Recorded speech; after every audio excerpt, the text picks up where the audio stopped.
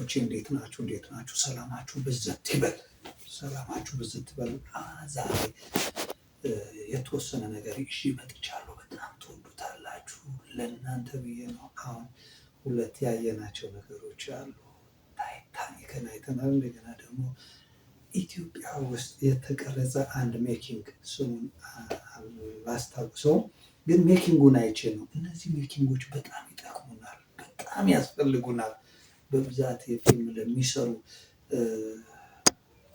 ሙያተኞች እንደዚህ አይነት ነገር በምን አይነት መልኩ ብዙ ነገር ወጪ ሳይወጣ እንዴት እንደሚሰራ ማየቱ፣ እንደገና ደግሞ እንደዚህ ቆንጆ ነገር ለማቅረብ ካሜራው እንዴት እንደሆነ ማየቱ በጣም ይጠቅማል ብዬ ነው የማስበው እና ለዛ ነው ስለመሰጠኝ ወደ እናንተ ይዤ መጥቻለሁ።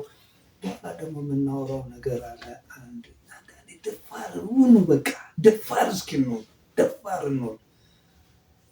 እስከ መቼ በቃ ይኸው እያየናቸው አይደለ? ደፈር ሲሉ ምን እንደሚሆኑ እያየን እኮ ነው። አይተን እንምጣና እንዴት ደፋሩ ነው እንዳልኳችሁ ትገነዘቡታላችሁ። ወደ ፕሮግራሙ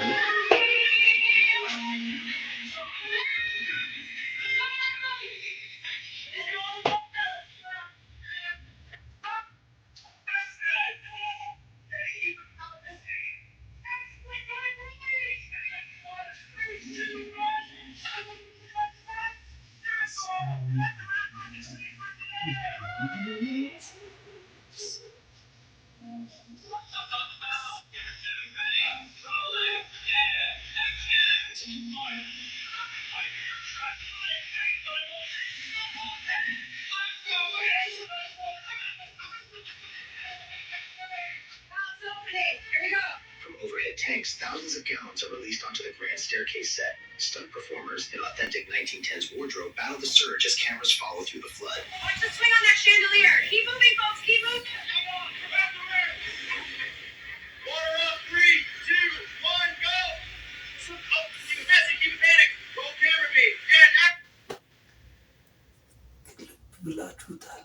በሆነች ስቱዲዮ ተገንብቶ ግንባታው ምናምን ተሰርቶ መርከቡን እንደሆነ ነገር አድርገው ሰራርተው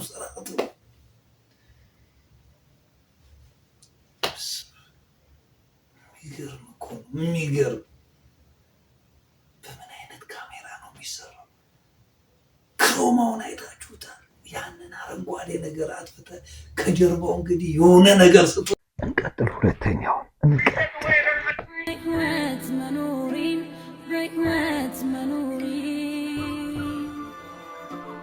የምወደውን ሰው ሳጣው የራሴን ስቀር ብቻዬን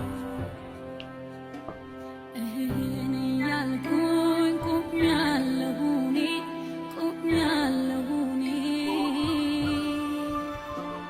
ሸክም አቅቶኝ ከብዶኝ።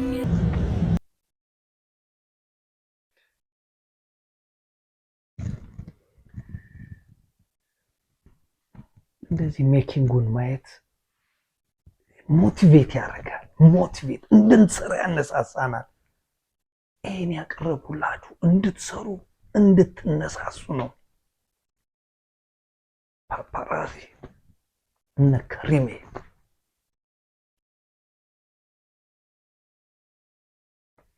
ይመቻችሁ። የትኛው ፊልም ነው? ኮሜንት ላይ ጻፍ አድርጉልኝ። ይሄኛው ፊልም ነው በሉኝ። እንቀጥላለን። እንግዲህ አሁን ማሳያችሁ ደግሞ ሰቅጠጥ ያለኝን ነገር ነው። በጣም በቃ ለመጨረስ እያመመኝ የሆነ ነገር እኩል ሆይ እያልኩኝ ውድቅ እያልኩኝ እስኪ እንየው። እንደኔ ሀሳብ አስተያየታችሁን ጻፍ አድርጎልኝ። የክራር ሚዲያ ነው። እውነት ነው ወይ?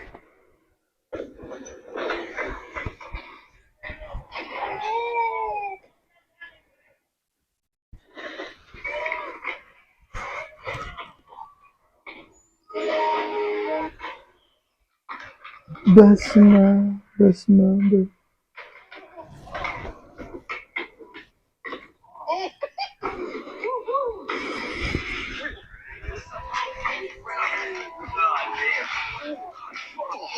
በስመ አብ JetView holiday.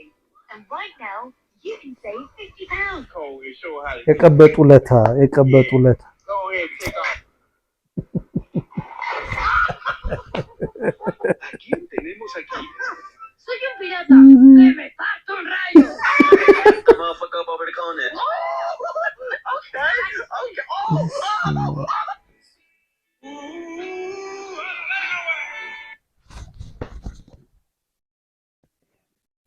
እኔ በጣም እንትን ሰቅጠጥ እያለኝ ነው ያየሁት። በቃ የሴሲው የመጀመሪያውን አይታችሁታል። እሱስ እሺ መንገደኛውስ የገባውስ ኮሜንት ላይ ጻፉልን። ከዚህ አይነት አደጋ ይሰውረን እላለሁ። ሌላው አሁን በሶሻል ሚዲያ ላይ አንዳንዴ እቺን ስንት እንደገዛው ገምቱችን ሸሚዝ እጄ ጫረታ እጄ ስንት እንደገዛው ስንት እንዳወጣውበት 15 እንደፈለጋችሁ ገምቱ እንደፈለጋችሁ 15 ነው የገዛሁት። ከታች የለበስኩት ሱሪ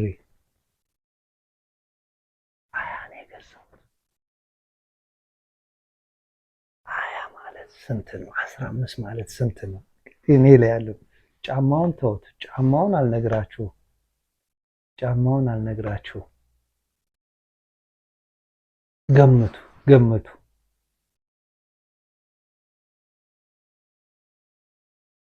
ይሄንን ትላንትና ነግሬያችኋለሁ። አንድ ሰው የለበሰውን ልብስ 35,000 ጫማ 50,000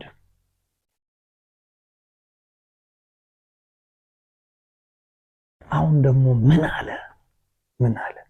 ደፋር መሆን አለባችሁ ምለው ለዚህ ነው። ግን መውደቂያችሁ አያምርም። አራተኛ ሰማይ ላይ ወጥቼ ነበር። አራተኛ ሰማይ ወጣ? አዎ ዮሐንስ የወጣበት ሰማይ። ኦኬ። ከዛ የገረመኝ የመላእክቶች ስብስብ አየው። በወርቅ መቅረዝ የሚመስል ዙፋኑ የተቀመጠበትን ጂሰስን አየው። በቃ ሊትራሊ ወድቄ ለረጅም ሰዓታት ወደቁ። በደረትህ ነው ማለት እቤት ወደቁ እኮ በደረትህ ማለት ወድቄ ስለ ኃይል ነካኝ ማለት የለም እኮ ገባኝ። በደረትህ ተደፍተህ ወደቅ እንዴት ነው ብዬ ይሄንን እንኳን መመለስ አልቻለም። ይሄንን ወደቁ እኮ ወድቃ አለ። አማራጭ ያለው ሁለት ነው። በደረት ነው ወይስ በጀርባ ነው? ስለዚህ መመለስ ያለበት በምን ነው የወደቀው? መመለስ አልቻለም። ቋንቋ አልገባም ይሆን በምን አይነት መረዳት እንደሆነ ደረት የሚለውን ነገር አላወቀው። ወደቁ እኮ በምንድን ነው የወደቀው? በደረት ነው ወይ? እንስማው። ማለት እቤት ወደቁ ዝም ብለው ወደቁ። ይሄን ራእይ ማለት አንደርስታንድ ሞቲቭን ብቻ ያዘ። እኔ እረዳሃለሁ በደንብ ሞቲቭን ብቻ ያዘ። ዮሐንስ የነበረበት ሰማይ የመላእክት ዓለም ነው። ኢየሱስ ወደ ጥልቁ ወርዶ ነበር። ወደ ጥልቁ ወርዶ ጥልቁ ውስጥ ያለ በጨለማ ዓለም የተያዘ በረከት ምን ብለዋል? በጥልቁ ካሉ መናፍስቶችን አስለቅቆ ትዝ ይላል ራእይ 1:18 ላይ ሞቼም ነበር አለ። የሲኦልም የሞትም መክፈቻ አለኝ። ሲኦል ውስጥ ያለ ማን ነው? ሰይጣን። ሲኦል ውስጥ ያሉ ማን ናቸው? ጭፍሮች ናቸው። ስለዚህ የሰይጣን ዋና የወደቀበት የጥልቁ ቦታ ራሱ ኢየሱስ ገብቷል። ወደዛ ግን ምርኮን ለማስለቀቅ ነው። ስለዚህ አንዳንድ ጊዜ አጋንንት የተያዘ በረከት ለማስለቀቅ ራሱ ወደ ጨለማ ወደ ጥልቁ ዓለም ወርጄ ከዛ በኋላ በረከትን አስለቅቄ ይወጣል። ጨለማ ውስጥም ትገባለህ። ወደ ጥልቁ ዓለም ገብቼ ትገባለህ። እገባና የተያዘው በመናፍስቱ ዓለም የተያዘው ዋና ምርኮን ተቀብለህ ትወጣለህ። ተቀብዬ እወጣለሁ። ኢየሱስ ራእይ 1:18 ላይ ቃል ጠቅሼ ነው የምነግርህ። የሲኦልም የሞትም መክፈቻ አለኝ። ኢየሱስ ጋር የሲኦል መክፈቻ ምን ያደርጋል? ጨለማውን ስትገባ እንደው ብትቀርስ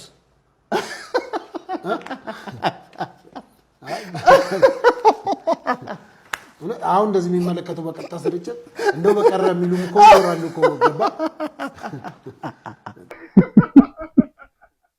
በቃ እኔ ራሴ ብያለሁ እንደው እዛው በቀረ አላላችሁም እናንተስ? እኔ ብያለሁ። ቀጥል።